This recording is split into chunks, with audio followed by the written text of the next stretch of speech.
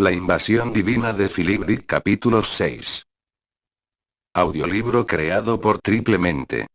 Si escuchó completo este audio y le resultó útil, no olvide comentar. Lea la descripción para obtener el enlace a los anteriores y siguientes capítulos. Capítulo 6. Tengo algo para ti, dijo Cina. ¿Un regalo? Emmanuel alargó confiadamente la mano. Solo un juguete infantil. Una pizarra de información, como las que tenían todos los niños. Emmanuel sintió una aguda decepción. La hicimos para ti, dijo Cina. ¿Quiénes? Examinó la pizarra. Fábricas automatizadas producían centenares de miles de esas pizarras. Cada una contenía unos microcircuitos de lo más común. El señor Plaudet ya me ha dado una de esas, dijo. Están conectadas a la escuela. La nuestra es diferente, dijo Cina. Quédatela. Dile al señor Plaudet que es la que te dio. No podrá distinguirla de la otra. ¿Ves? Incluso le hemos puesto el nombre de la fábrica. Y trazó con el dedo las letras IBM. Pero en realidad esta pizarra no está hecha por la IBM, ¿verdad? Dijo él. Desde luego que no. Conéctala. Emmanuel apretó el botón de la pizarra, y una palabra apareció en letras rojas sobre la superficie de un gris claro. Shiba-Inu. Bueno, esa es la pregunta que debes estudiar por ahora, dijo Cina. Debes averiguar qué significa Shiba-Inu. La pizarra te plantea el problema a un nivel 1 y, lo cual quiere decir que, si lo deseas, te dará más pistas. Mamá ganso, dijo Emmanuel. Y la palabra Shiba-Inu desapareció de la pizarra. Ahora decía. Epaístos Kíclopes, dijo Emmanuel al instante. Cina se rió. Eres tan rápido como ella. ¿A qué está conectada? No puede estar conectada a Gran Fideo, ¿verdad? Emmanuel no apreciaba a Gran Fideo. Quizás ella misma te lo diga, contestó Cina. Ahora en la pizarra se veía. Shiba Kíclopes, repitió Emmanuel. Es un truco. Esto ha sido construido por los súbditos de Diana. La sonrisa de Cina se desvaneció. Lo siento, dijo Emmanuel. No volveré a pronunciar ese nombre en voz alta ni una sola vez. Devuélveme la pizarra. Cina alargó la mano hacia él. Te la devolveré si ella me dice que te la devuelva, dijo Emmanuel. Apretó el botón. No, de acuerdo, dijo Cina. Dejaré que te la quedes. Pero no sabes qué es. No la comprendes. No fue construida por los súbditos. Aprieta el botón. Emmanuel apretó nuevamente el botón. Mucho antes de la creación Joy, dijo Emmanuel, y se calló, sin saber cómo seguir. Ya lo recordarás, dijo Cina. Gracias a la pizarra. Úsala. Creo que no deberías contarle nada de todo esto a Elijah. Quizá no lo entendiera. Emmanuel no dijo nada. Este era un asunto en el que la decisión recaía sobre él.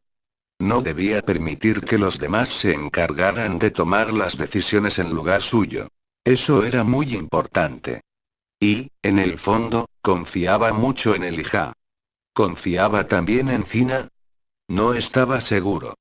Notaba la multitud de naturalezas que había dentro de ella, la profusión de identidades. Con el tiempo, acabaría buscando la verdadera. Sabía que estaba ahí, pero los trucos la oscurecían. ¿Quién es ella? ¿Cómo puede hacer trucos semejantes? Se preguntó. ¿Qué criatura es la que gasta tantas bromas? Apretó el botón. La danza. Emmanuel asintió con la cabeza.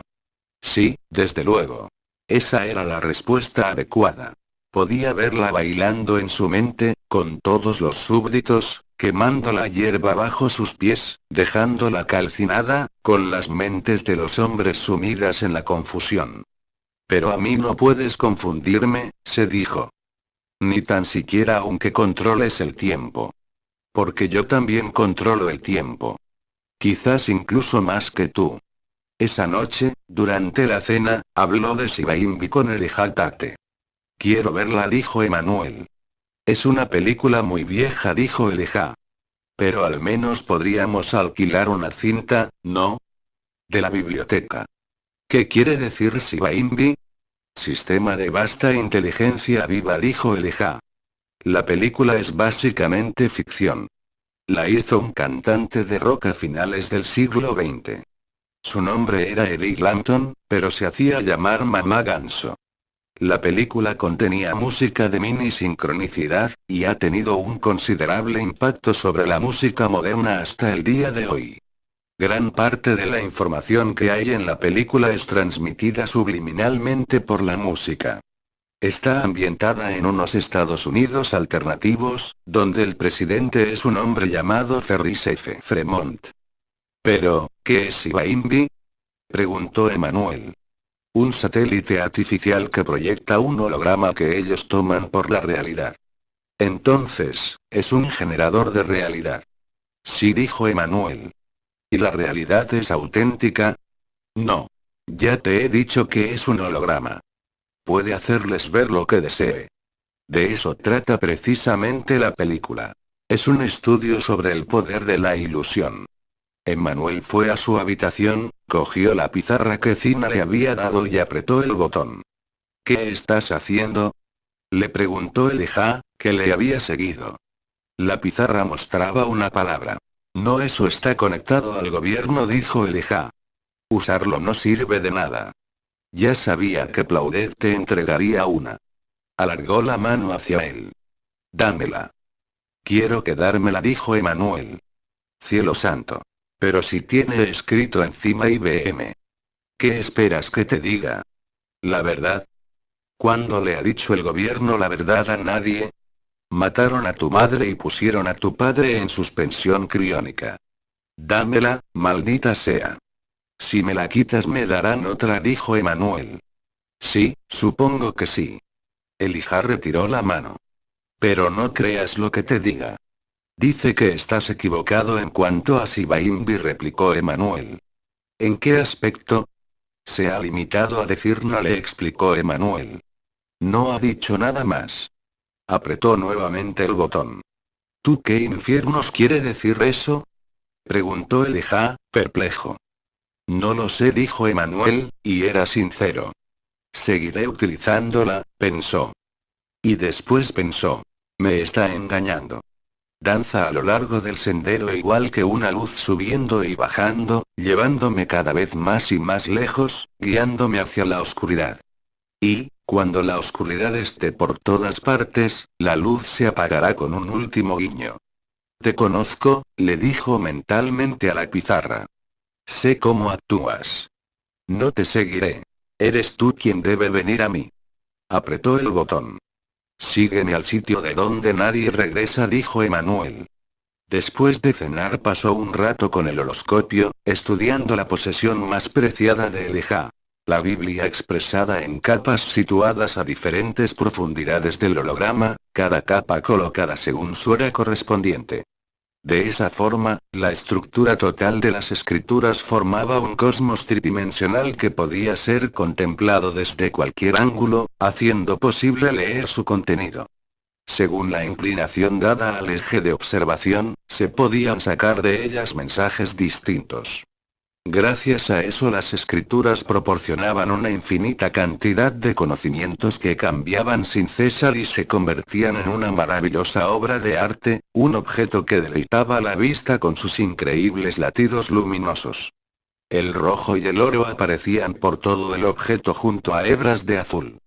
El simbolismo de los colores no era algo arbitrario y retrocedía en el tiempo hasta las primeras pinturas románicas medievales.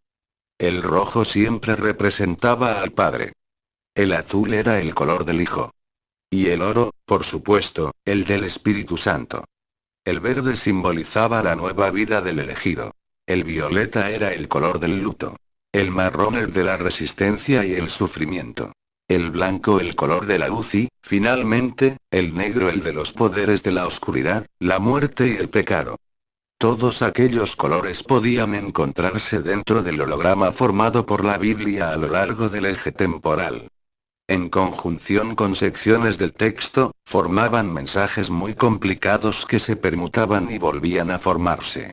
Emmanuel jamás se cansaba de contemplar el holograma.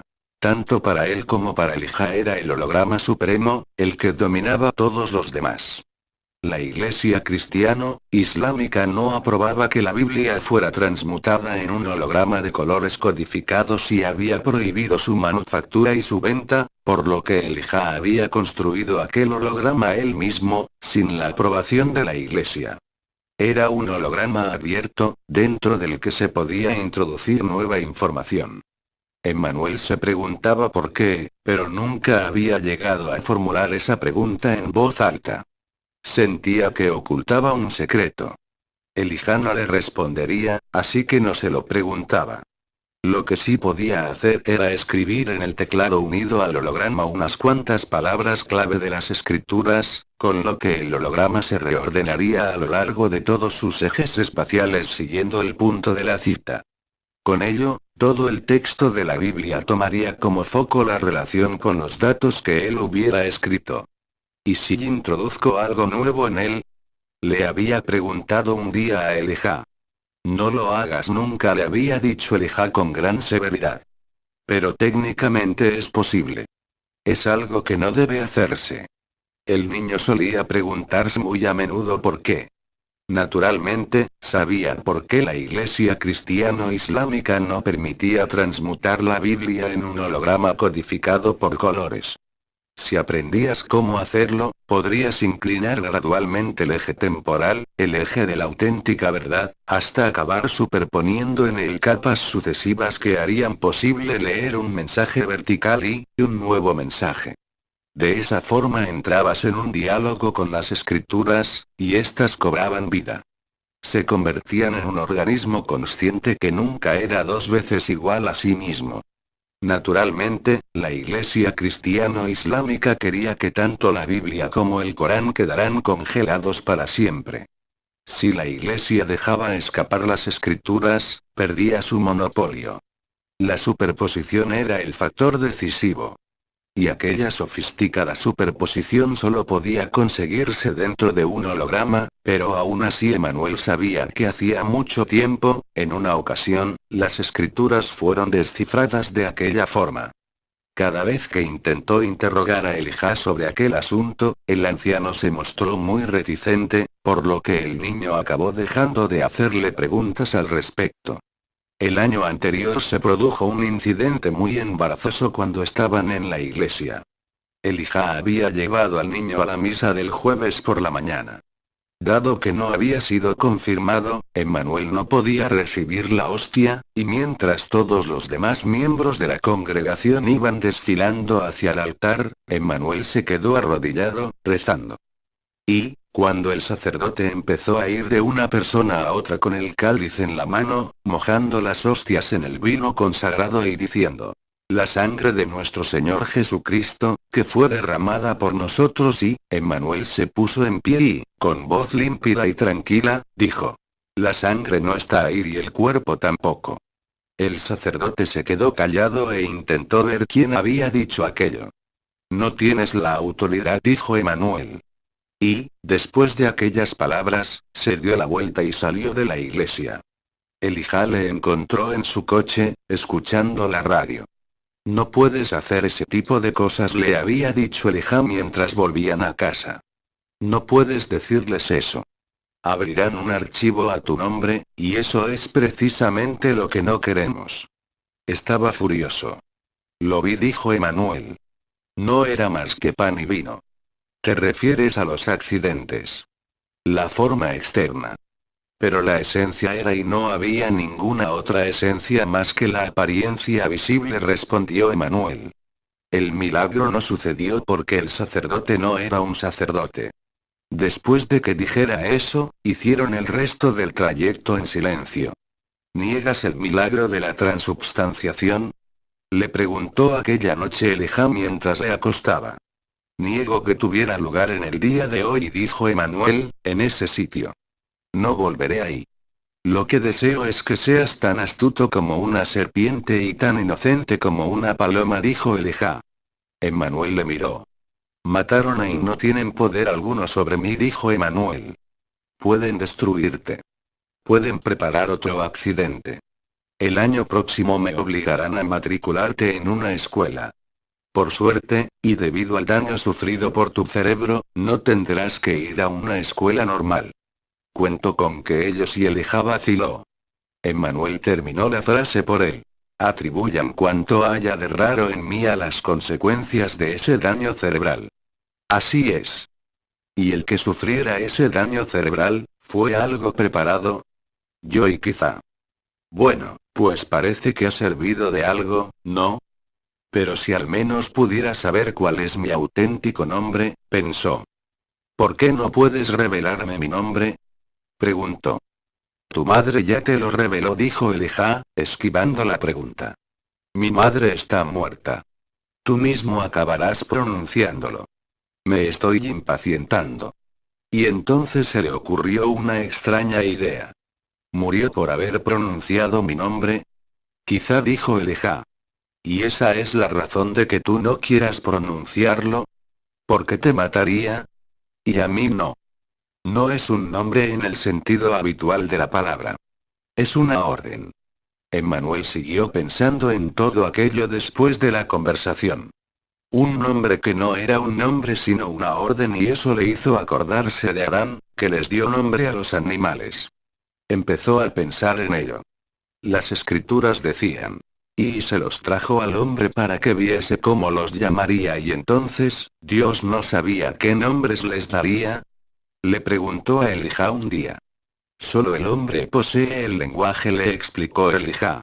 Solo el hombre puede hacer que nazca el lenguaje. Además, y miró al niño. Cuando el ser humano les dio nombres a los animales, dejó establecido su dominio sobre ellos. Oh, todo lo que tu nombre podría llegar a controlar, comprendió Emmanuel. Esa es la razón de que nadie deba pronunciar mi nombre, porque nadie debe o puede controlarme. Entonces, Dios estuvo jugando con Adán, dijo. Quería ver si el hombre conocía los nombres correctos. Estaba poniéndolo a prueba. A Dios le gusta jugar, ¿verdad? No estoy seguro de conocer la respuesta a esa pregunta, dijo Elijah. En realidad no era una pregunta. Era una afirmación. No es algo que normalmente se asocie a Dios. Entonces, la naturaleza de Dios es algo conocida. Su naturaleza no es conocida. Le gustan los juegos y jugar a ellos, dijo Emmanuel. En las escrituras dice que descansó, pero yo digo que jugó. Quería introducir aquello en el holograma de la Biblia en forma de apéndice, pero sabía que no debía hacerlo. ¿Cómo alteraría eso el holograma total? Se preguntó. Añadirle a la Torá que a Dios le gusta jugar y divertirse, y es extraño que no pueda añadir eso, pensó. Alguien debe añadirlo. Tiene que estar ahí, en las escrituras. Algún día ya aprendió lo que eran el dolor y la muerte gracias a un perro que agonizaba. Había sido atropellado y ahora yacía tendido en la cuneta, con el pecho aplastado y una espuma sanguinolenta burbujeando en su boca. Cuando se inclinó sobre él, el perro le contempló con los ojos vidriosos, unos ojos que ya estaban viendo la otra vida. Emmanuel puso la mano sobre su rabo, corto y grueso, para comprender lo que decía. ¿Quién ha ordenado que mueras de esta forma? Le preguntó al perro. ¿Qué habías hecho? No hice nada, replicó el perro. Pero esta muerte es horrible. Pues pese a ello soy inocente, le dijo el perro. ¿Has matado alguna vez? Oh, sí. Mis mandíbulas están concebidas para matar. Fui construido para matar a las criaturas más pequeñas que yo. ¿Y matas por alimentarte o por placer? Mato porque me alegra matar, le dijo el perro. Es un juego. Es el juego a que me dedico. No sabía que hubiera juegos como ese, dijo Emmanuel. ¿Cuál es la razón de que los perros maten y mueran? ¿Por qué existen esos juegos? Esas sutilezas no significan nada para mí, le dijo el perro. Mato por matar y muero porque he de morir. Es algo necesario, es la regla que gobierna a todas las demás, la última regla. ¿Acaso tú no vives, matas y mueres obedeciendo a esa regla? Estoy seguro de que sí. Tú también eres una criatura. Hago lo que deseo. Te mientes a ti mismo, dijo el perro. Solo Dios puede hacer lo que desee. Entonces, debo de ser Dios. Si eres Dios, cúrame. Pero tú estás sometido a la ley. No eres Dios. La ley es voluntad de Dios, perro. Entonces, tú mismo lo has dicho. Tú mismo has respondido a tu propia pregunta. Y ahora, déjame morir. Cuando le habló a Elijah del perro que había muerto, Elijah dijo: Ve, extranjero, y cuéntale a los lacedemonios que aquí caímos, obedeciendo sus deseos. Eso es lo que dijeron de los espartanos que cayeron en las Termópilas, le explicó Elijah. ¿Por qué me cuentas eso?, preguntó Emanuel. Y Elijah dijo: Tú que pasas por aquí, ve y dile a los espartanos que aquí yacemos, en obediencia a sus leyes. ¿Te refieres al perro, no?, dijo Emanuel. Sí, me refiero al perro. No hay ninguna diferencia entre un perro muerto en la cuneta y los espartanos que murieron en las Termópilas. Ahora lo comprendía. Ninguna diferencia, dijo. Ya veo. Si puedes comprender por qué murieron los espartanos, entonces puedes comprenderlo todo, dijo Elijah. Tú que pasas por aquí, detente un momento. Estamos obedeciendo las leyes espartanas. ¿Y para el perro no hay ningún pareado?, preguntó Emanuel. Y Elijah dijo: Viajero, que te entre esto en la mollera. Como hicieron los espartanos, así hizo el perro en la carretera. Gracias, dijo Emanuel. ¿Qué fue lo último que dijo el perro?, le preguntó Elijah.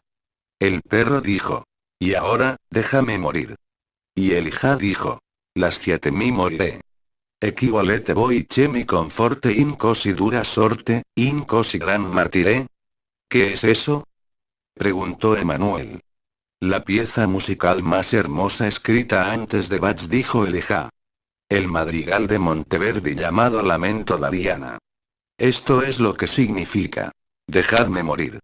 ¿Y qué creéis que puede consolarme en mi gran infortunio, en tan gran tormento? Entonces la muerte del perro es una obra de arte, dijo Emanuel. El arte más elevado del mundo al menos, es algo celebrado y recordado por el arte. ¿Tengo que ver nobleza en un perro viejo y feo que agoniza con el pecho aplastado?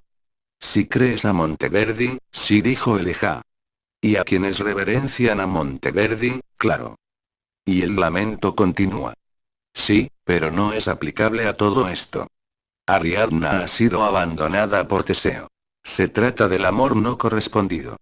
¿Y qué es peor?, preguntó Emanuel. ¿Un perro que agoniza en la cuneta o Ariadna rechazada? Ariadna imagina su tormento, pero el del perro es real, dijo Elijah. Entonces el tormento del perro es peor, dijo Emanuel. Es la más grande de las dos tragedias. Lo comprendía. Y, extrañamente, se sintió satisfecho. El universo en el que un perro viejo y feo que agonizaba valía más que una figura clásica de la antigua Grecia era un buen universo. Sintió cómo el equilibrio perdido volvía a su posición correcta, y percibió el sistema de pesas que lo dirigía todo. Percibió la honestidad del universo y dejó de estar confuso. Pero, y eso era todavía más importante, el perro comprendía su propia muerte. Después de todo, el perro jamás había oído la música de Monteverdi ni había leído los 2 versos grabados sobre la columna de piedra de las Termópilas. El arte era para aquellos que contemplaban la muerte, no para los que la vivían. Para la criatura que agonizaba, un vaso de agua era más importante. Tu madre detestaba ciertas formas de arte, dijo Elijah. En particular, aborrecía a Linda Fox. Déjame oír algo de Linda Fox, dijo Emanuel. Elijah puso una cinta en el cassette, y tanto el niño como él escucharon en silencio. No fluyáis tan deprisa, manantiales, que basta, dijo Emanuel. Quítala. Se tapó los oídos con las manos. Es horrible. Estaba temblando. ¿Qué ocurre? Elijah rodeó al niño con sus brazos y lo levantó para abrazarlo. Jamás te había visto tan trastornado.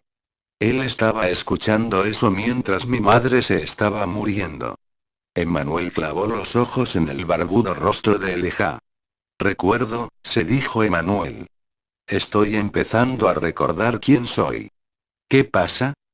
Le preguntó Elijah. Seguía abrazando fuertemente al niño. Está ocurriendo, comprendió Emmanuel. Por fin. Esa era la primera de las señales que yo mismo preparé, sabiendo que tarde o temprano se pondría en funcionamiento. El niño y el hombre se miraron a los ojos. Ninguno de los dos habló. Emmanuel se agarró al barbudo anciano, temblando. Usando todas sus fuerzas para no caer. No temas, dijo Elijah. Elías, dijo Emmanuel. Tú eres Elías, el que precede. El que llega antes del gran día terrible. Ese día no debe inspirarte ningún miedo, dijo Elijah, abrazando al niño y acunándolo con delicadeza. Pero él sí, dijo Emmanuel. El adversario al que odiamos y su hora ha llegado. Temo por él, pues ahora sé lo que ha de venir. Escucha, le dijo Elijah en voz baja. ¿Cómo has caído del cielo, brillante estrella matutina, precipitándote a la tierra, indefenso entre las naciones? Pensaste. Escalaré los cielos.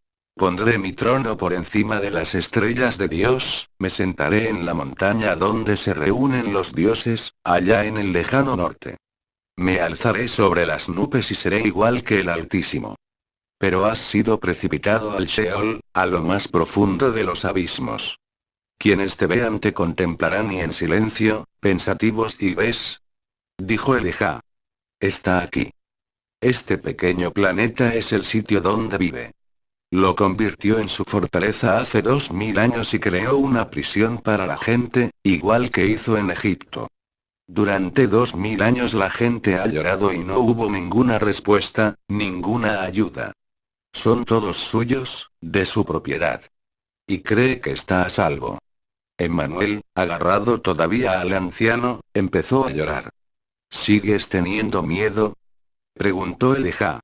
Lloro con ellos, dijo Emmanuel. Lloro con mi madre. Lloro con el perro agonizante que no lloraba. Lloro por ellos. Y por Belial, la brillante estrella matutina que cayó del cielo y que dio origen a todo esto, y lloro por mí mismo, pensó. Soy mi madre. Soy el perro agonizante y la gente que sufre, y también soy esa brillante estrella matutina, y sí, soy incluso Belial, él y aquello en que se ha convertido. El anciano lo abrazó con más fuerza. Fin del capítulo 6. Audiolibro creado por Triplemente. Si escuchó completo este audio y le resultó útil, no olvide comentar. Lea la descripción para obtener el enlace a los anteriores y siguientes capítulos.